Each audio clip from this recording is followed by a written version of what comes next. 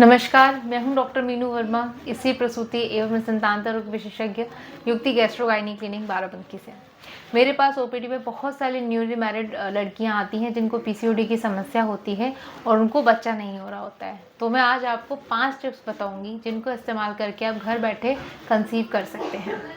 चलिए अब इसी के बारे में बात करते हैं। सबसे पहला टिप, हम पीसीओडी जो है वो एक लाइफस्टाइल डिसीज़ है, तो आपको पीसीओडी को मैनेज करने के लिए आपको अपना लाइफस्टाइल यानी कि रूटीन चेंज करना होगा। इसमें सबसे पहले आता है आपका डाइट। आपको पीसीओडी में क्या नहीं खाना है और क्या खाना है। पीसीओडी की जो समस्या होती है बेसिकली खान-पान की वजह से होती है, तो आपको बहुत ज़्यादा प्रोसेस्ड वाला फूड, पैकेट वाले आइटम, बेकरी के प्रोडक्ट्स, मैदा, ये सब आपको नहीं लेना है। कोई भी ऐसी चीज़ जो आपका बॉडी में शुगर तुरंत बढ़ा दे, जैसे मिठाई हो गई, कोल्ड ड्रिंक्स हो गई, ये सब आपको नहीं खाना है, क्योंकि शुगर जब बॉडी में बहुत तेज़ी से निकलता है तो आपको इंसुलिन चाहिए होता है उसको मेटाबोलाइज करने के लिए। लेकिन पीसीओडी के पेशेंट्स में इंसुलिन रेजिस्टेंस होता है, यानी कि इंसुलिन टाइमली रिलीज़ नहीं होता और इस वजह से हार्मोनल इम्बैलेंस हो जाता है। तो आपको बहुत ज़्यादा मीठी चीज़ें नहीं लेनी है। फिर आपको इसके अलावा बहुत ज़्यादा तला हुआ चॉकलेट्स हो गई, चाय, कॉफ़ी, ये भी आपको नहीं खाना है। आपको खाना क्या है, आपको कॉम्प्लेक्स कार्बोहाइड्रेट्स लेने हैं। कॉम्प्लेक्स कार्बोहाइड्रेट्स वो होते हैं जो आपकी बॉडी में शुगर लेवल तुरंत नहीं बढ़ाते, जैसे मोटे अनाज की रोटी हो गई, मिलेट्स हो गए। आपको फ्रूट्स में आप बनाना हो गया, पोमीग्रेनेट हो गया, एवोकाडो हो गया, ये सब आपको अपनी डाइट में इंक्लूड करना है। ग्रीन लीव्स वेजिटेबल्स हो गई, बेरीज़ हो गई, ये सब आपको खाना है। इन सब चीज़ों में एंटीऑक्सीडेंट्स बहुत ज़्यादा अमाउंट में होते हैं और ये आपकी बॉडी में हार्मोनल इम्बैलेंस जो हुआ होता है उसको रेगुलर करते हैं। डाइट में आपको अपने ओमेगा 3 फैटी एसिड्स का भी इंक्लूड करना है। ओमेगा 3 फैटी एसिड्स जो होते हैं ये हमारे चिया सीड और फ्लाक्स सीड्स जो होते हैं इनमें पाया जाता है, तो इनको आप इस्तेमाल कर सकते हैं आपकी डाइट में। आपको हाई प्रोटीन डाइट लेनी है। हाई प्रोटीन डाइट में आपको इंडियन वेजिटेरियन डाइट में दाल हो गई, पनीर हो गया, सोयाबीन हो गया, छोला, राजमा, ये सब आपको अपनी डाइट में इंक्लूड करना है। और अगर आप नॉन वेजिटेरियन हैं तो आप फ़िश खा सकते हैं, ये पीसीओडी में बहुत अच्छा काम करती है। इसके बाद सेकंड टिप है आपका एक्सरसाइज। पीसीओडी बेसिकली 2 तरीके का होता है। एक लीन पीसीओडी होता है जो बहुत थिन फीमेल्स होती हैं उनमें होता है, और एक ओबीस पीसीओडी होता है जो थोड़े मोटे लोगों में होता है। तो पीसीओडी ठीक करने के लिए आपको अपना एक हेल्दी वेट मेंटेन करना है, यानी कि आपका बीएमआई जो है वो 18 से 24 के बीच में होना चाहिए। अब आपको पीसीओडी में अगर आप बहुत एक्सेसिव आपका वेट है तो आपको वेट रिड्यूस करना है।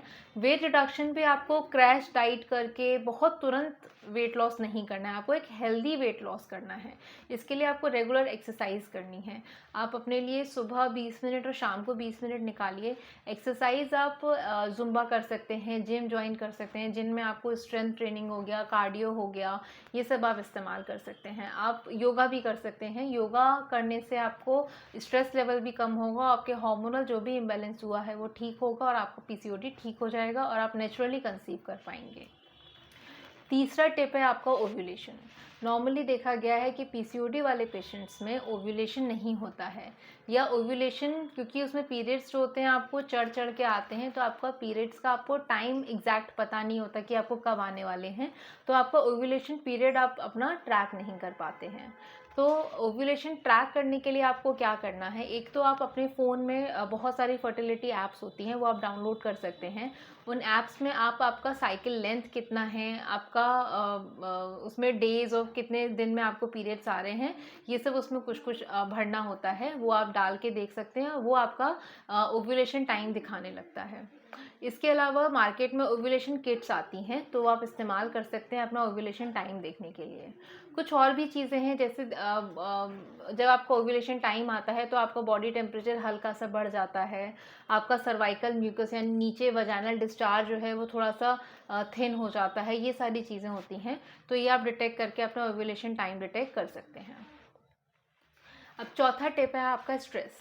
कई बार पीसीओडी वाले पेशेंट्स ऑलरेडी बहुत ज़्यादा स्ट्रेस में रहते हैं, क्योंकि उनके पीरियड्स रेगुलर नहीं आ रहे होते हैं, शादी होने के बाद बच्चा भी नहीं होता है, तो वो एक और स्ट्रेस फैक्टर हो जाता है। ये भी देखा गया है कि जब आप बहुत ज़्यादा स्ट्रेस में रहते हैं, आपकी बॉडी में ऑक्सीडेंट्स की मात्रा बढ़ जाती है और आपका हार्मोनल इम्बैलेंस हो जाता है। तो आपको अपना स्ट्रेस रिड्यूस करना है। स्ट्रेस रिड्यूस करने के लिए आप अच्छा म्यूज़िक सुन सकते हैं, आप योगा कर सकते हैं, आप मेडिटेशन जॉइन कर सकते हैं। ये सारी चीज़ें इस्तेमाल करके आप अपना स्ट्रेस लेवल कम कर सकते हैं। 5वां टिप है आपका मेडिकल कंसल्टेशन।